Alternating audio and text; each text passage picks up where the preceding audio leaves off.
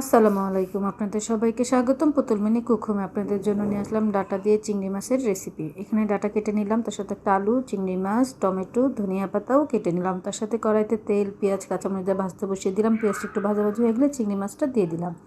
চিংড়ি মাছটা দিয়ে একটু ভাজাভাজিটা করে নিব। ভাজাভাজিটা হয়ে গেলে এখানে 1.5 টেবিল চামচ আদা রসুন বাটা, স্বাদ মতন লবণ দিয়ে দিলাম। এটাও একটু চিংড়ি মাছের সাথে ভালো করে ভেজে নিব। ভাজাটা হয়ে আসছে, এখন একটু পানি দিয়ে দিব মশলা দেওয়ার জন্য। এখন আমি হলুদের গুঁড়ো দিয়ে দিব 1.5 টেবিল চামচ, মরিচের গুঁড়ো দিয়ে দিব 2 টেবিল চামচ, দিয়ে ভালো করে মশলাটা কিন্তু কষিয়ে নিতে হবে। আমার মশলাটা প্রায় কষানো হয়ে আসছে, এখন কিন্তু আমি ডাটা দিয়ে দিব। এই যে ডাটাটা দিয়ে দিলাম, দিয়ে একটু ভালো করে নাড়াচাড়া দিব। নাড়াচাড়া দিয়ে কিন্তু আমি আবার একটু পানি দিয়ে দিব। পানিটা দিয়ে 10 মিনিটের জন্য ঢেকে দিব। 10 মিনিট পর ঢাকনাটা উঠিয়ে আমি নাড়াচাড়া দিব ভালো করে। নাড়াচাড়া দিয়ে টমেটো দিয়ে দিব। টমেটোটা দিয়ে আর ঢাকবো না, এখন ভালোভাবে কষিয়ে নিব তরকারিটা। ভালোভাবে কষিয়ে নেওয়ার পরে কিন্তু এখন আমি ঝোলের পানিটা দিয়ে দিব। ঝোলের পানিটা দিয়ে কিন্তু নাড়াচাড়া দিব।